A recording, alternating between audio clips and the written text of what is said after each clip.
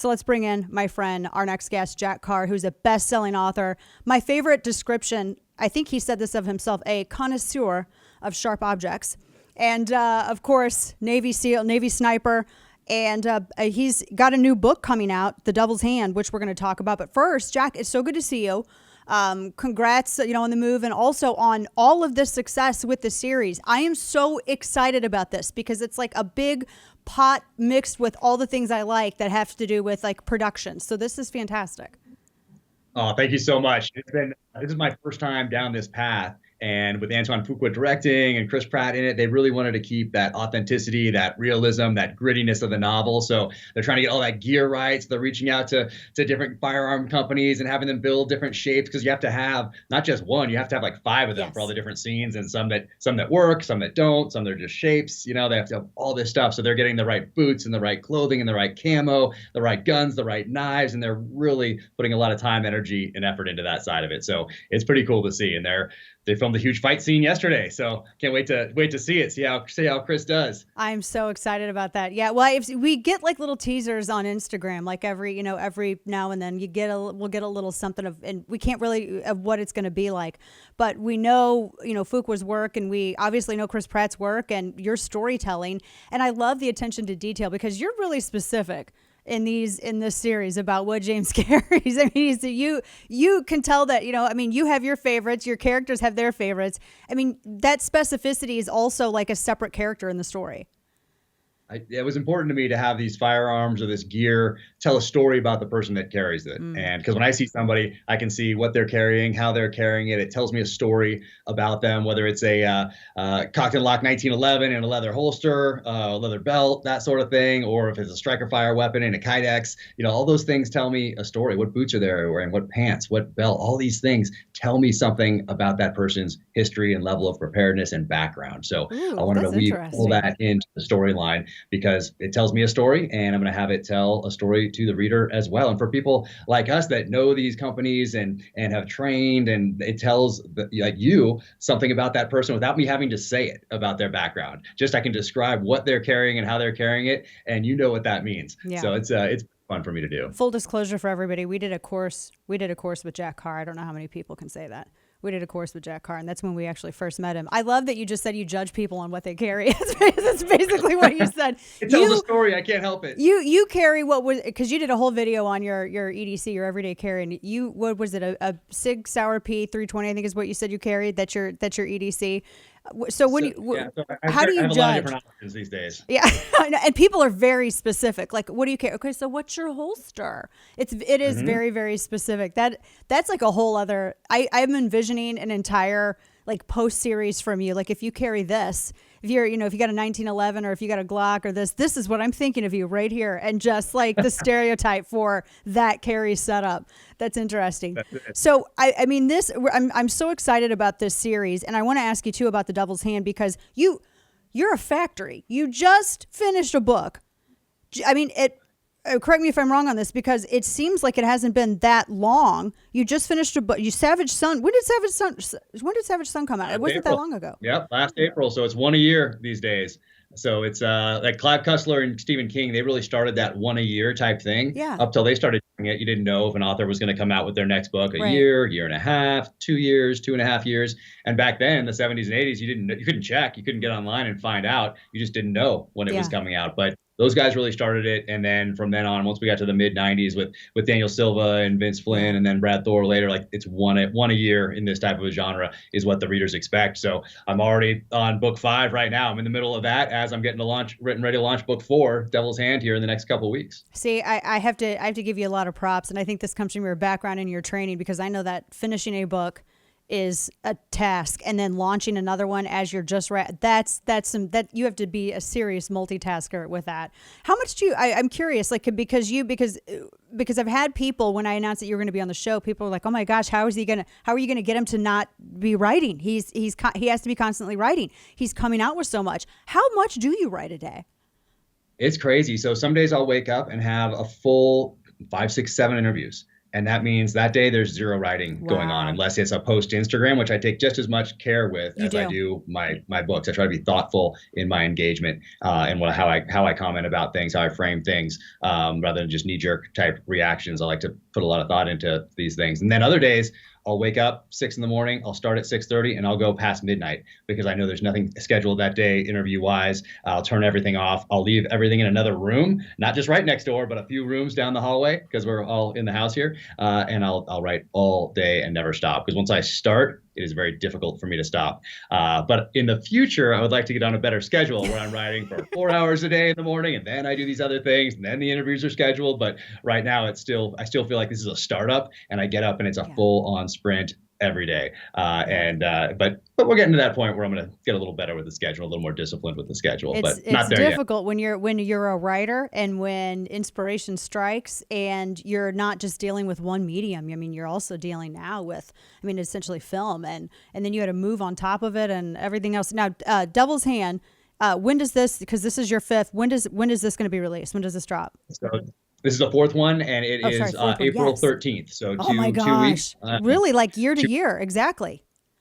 Yeah, so it's in that big buildup. I'll go out to LA soon and be on the set and see how that's going. But with COVID, it's interesting because if anybody gets COVID on set, they have to shut down. So it's a little different than a normal production, and everyone's still figuring that testing procedures out and all of that. So they're being very strict about that sort of thing. But I have a little cameo, which means I need to start working out again. I've been doing a lot more typing than working out these days. So yeah, that'll be fun. And it's been interesting to learn how the screenplay process works, how production process works. There's like 400 people that now have jobs out there right now because they're all working on this production. And I have 3 SEAL buddies that are on set all day, every day, that are doing the technical advising and that sort of thing. So it's very cool to know that all these people came together. And then when Antoine came back from his last project and he just dove in all in, he is such an amazing guy. Yeah. I mean, he's one of my nice, favorites. So kind, just an amazing person. I can't say enough great things about him. And then Chris, of course, is the perfect person to play James Reese. He's so kind as well. So it's to have all these people involved that are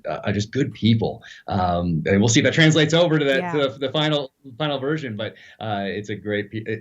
The whole project is just filled with amazing people, and I feel extremely fortunate. That's fantastic. We're talking to my friend, New York Times bestselling author Jack CARR, and he also launched a podcast called Danger Close as well. And on top of everything else, then it's like you're just adding to your plate. You said something that was interesting to me, that you have some of your SEAL buddies that are on set, because that was what I was getting ready to ask you.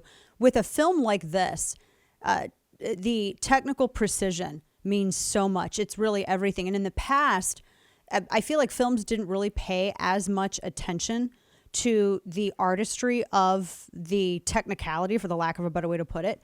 And so I was going to ask you, like, how for these performances and for, the technical work that's done, do people like Chris Pratt, because you're a great marksman and you could train people. Do you have any involvement in that, or is it the friends that you have there that are working with these performers, training with them to get this right?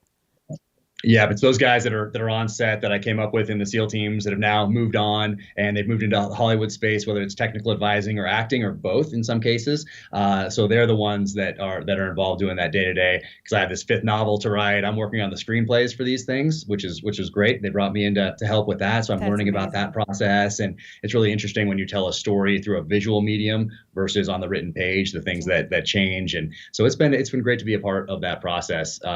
But the technical advising, Chris was training up. He was on another movie in Australia. I don't think I'm allowed to say what he was doing, but while he's there, he's training. He's working on his transitions with rifles and pistols, and he has my SEAL buddy is there with him, training him up, getting him in shape, because as soon as he's back from that, it was diving right into the terminal list. So so he's been training up, and I am much more forgiving now. I'll tell you, now that I know how these things work and how many people are involved, I am much more forgiving when I see something on screen that doesn't look quite right.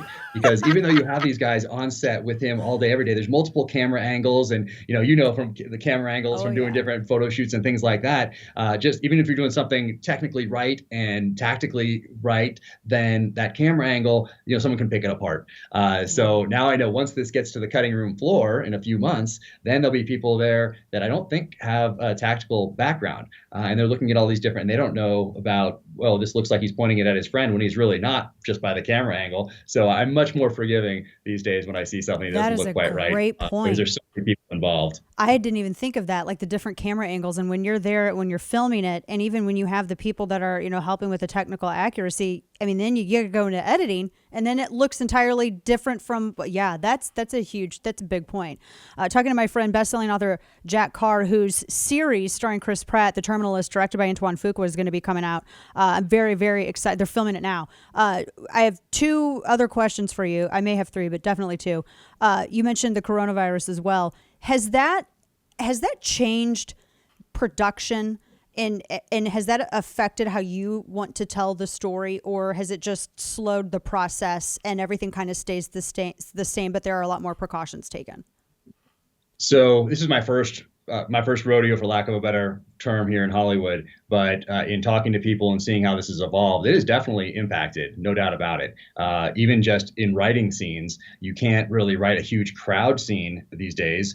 You have to that affects how what you're doing when you're putting pen to paper or as you're typing these scenes, because you have to think, oh, if we're having 1,000-person crowd scene, how are we going to do that today with COVID precautions? We're going to test 1,000. What if it's 2,000 people? What if it's a stadium? That sort of thing. Well, maybe we'll do something different. So it does impact the creative process as you're telling a visual story these days, no doubt about it. I don't know how long that'll last.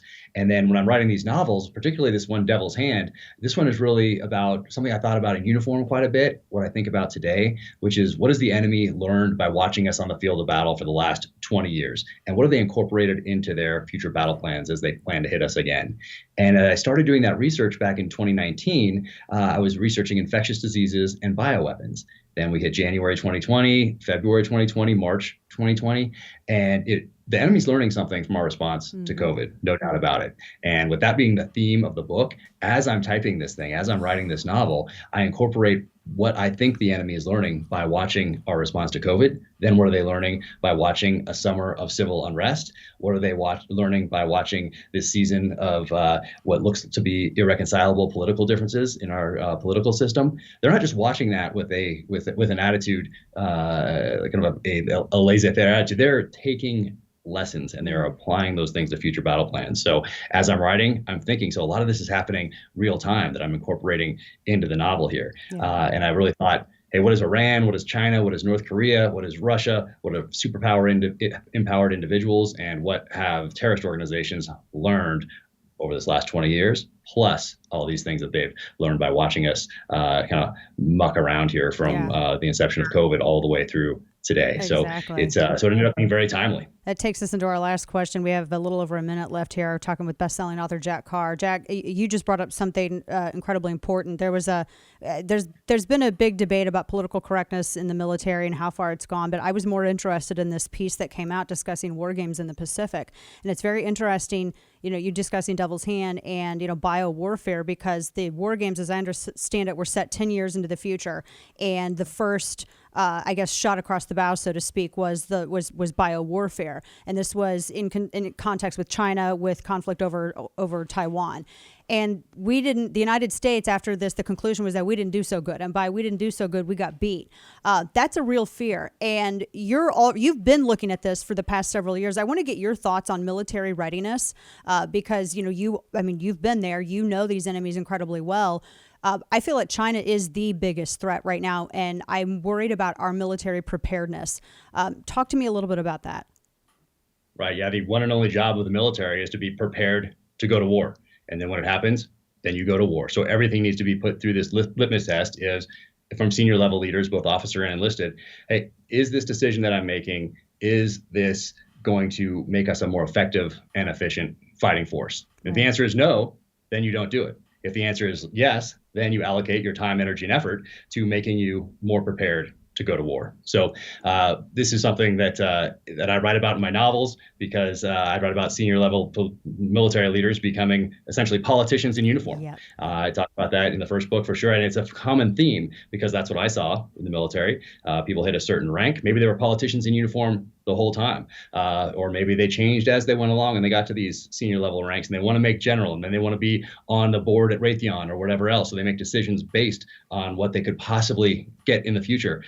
So it's a very interesting dynamic. And it was Karl von Clausewitz said, war has its own grammar, which is combat, but not its own logic, which is politics. That's And that's something that we need to remember when we're talking about that civilian control of the military and the job of not just senior military leaders, but everyone in the military. Amen to that. Absolutely. Jack CARR, you can find him at officialjackcarr.com. Congrats on all the success. Cannot wait to watch the series. I'm anticipating it. I'm very excited, and I can't wait to read The Devil's Hand. Congrats on all your success. Well deserved, my friend. One of the most authentic people in the business. Appreciate you. God bless you. Oh, so much.